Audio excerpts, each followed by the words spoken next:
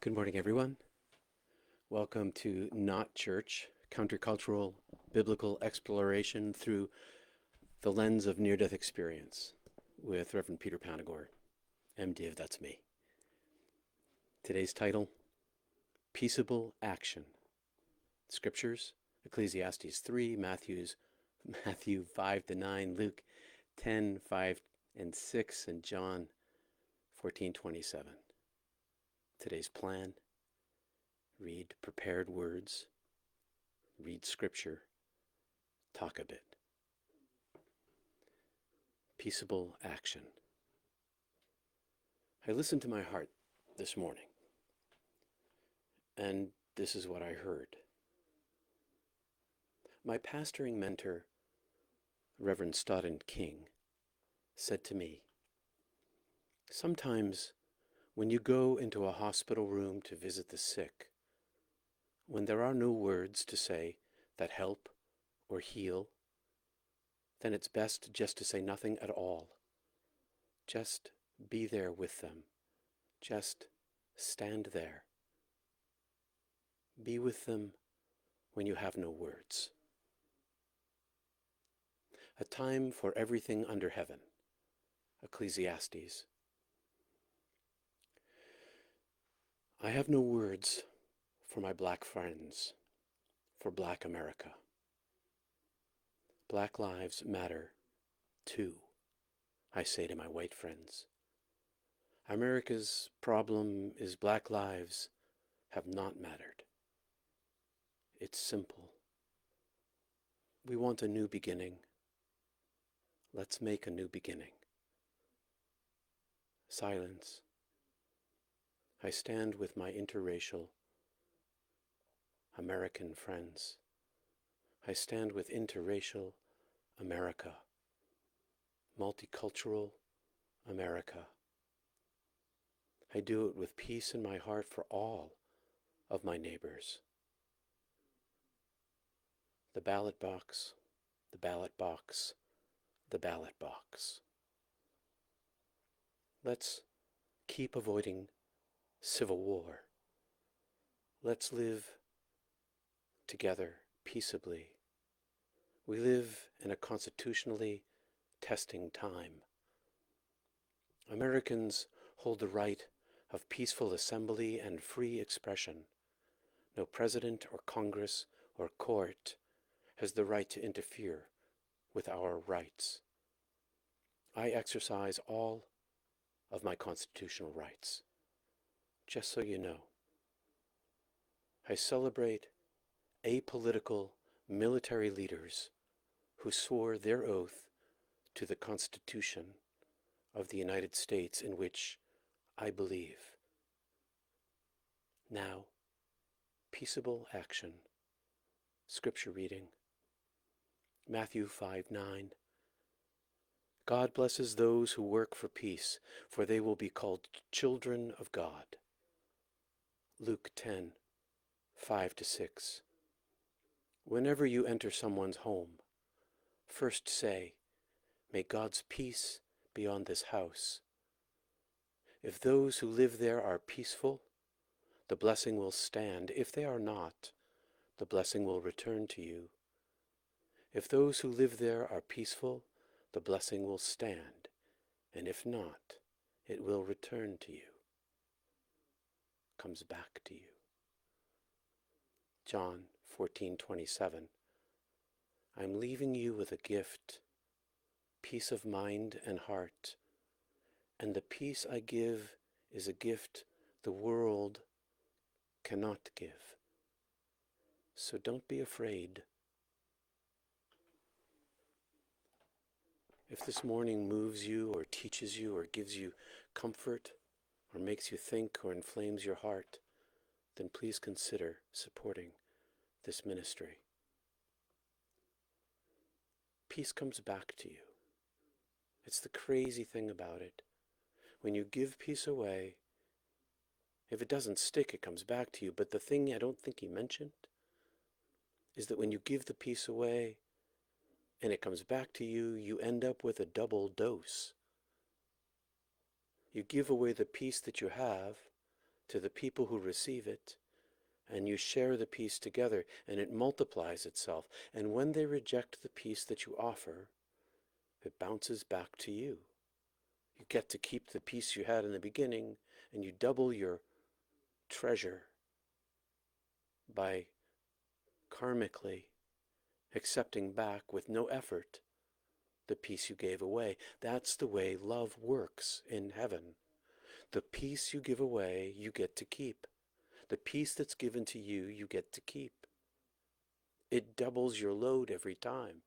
This is the love that I experienced in heaven. The love I gave away, I got to keep. The love that was given to me, I got to keep. Love is peace. Peace is love in your heart that gets to be given away. For the longest time, I say at the end of my emails, and those of you who have gotten them from me, you know, even my business emails, 99% of the time I sign them peace, comma. I say to people on parting, hanging up on the phone, saying goodbye to my friends, greetings on the street, I say not the first thing that comes out of my mouth, the last thing that comes out of my mouth is peace. And I finish in my head, be with you. Peace be with you. If it cannot be the first words as Jesus taught us to say in greeting, which my Muslim friends do say to me, peace be with you, pretty often, first words out of their mouths. My last words, at least, can be a departing, peace be with you. And I say this to my friends and my family and my neighbors and to strangers and even to my enemies. I have had enemies, real ones. Maybe you do too. And the reason why we can say it to our enemies is because love lives inside each human heart, even when it is covered over with ultimate, penultimate selfishness. Because if there's an opposite to peace, if there's an opposite to love and unity, if there's an opposite to the oneness of being, it's the separation of selfishness. It's selfishness that covers the truth of the living God. And that selfishness can harden and grow and solidify and block out the inner light, which never goes out except at death when it leaves the body. If you're alive, you have the light of God in you. De facto, can't change that. One way out, death. Otherwise, your enemy has light in them too, even if they can't see it, even if you can't see it in them. It makes no difference what you see or what I see. It's the light itself that matters. And so when we bring peace to our gatherings, when we bring peace to our enemies, well, we avoid violence is what we do. Because what we give away in life, we get to carry into heaven. By the measure we give is the measure we are measured by. Words of Jesus. My experience in death, I gave away the measurement of suffering to people. I experienced that suffering back at me. Karma. The karma of giving things away comes right back to you. Comes right back to me. Hence the cultivation of peace inside the heart, because those who work for peace are blessed by God. And the work of peace is in the world. It is justice and equality. It is constitutionally driven, even if the founders of the Constitution owned slaves like Jefferson. We can lean on the better angels of his heart, even though he had darkness too. I have darkness. You have darkness. but we can lean upon the light of truth that lives in the Constitution, that all of us are created equal with our God-given inalienable rights, that no president, no Congress, no court can take away, including our right of peaceful assembly and our right of speech. I cultivate the peace inside my heart so that when I do talk, I try to let the light live inside my words, to live inside my words through my heart chakra, crazy as that sounds to my Christian friends.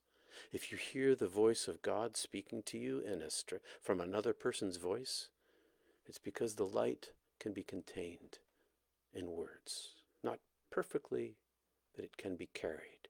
And the light that's cultivated in the peace of a heart where one strips away one's selfishness, one's ego, to allow the light space to be in. Empty yourself, empty the vessel, let peace be inside you. Now, nobody's perfect.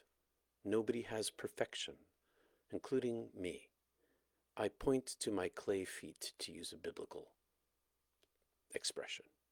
I am as flawed as everyone else.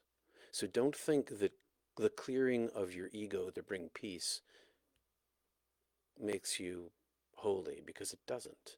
We're still who we are, because it's not our peace. We are not the peace. We become vessels for the peace. And that's why the messenger never matters, because the messenger is not the message. The messenger carries the message.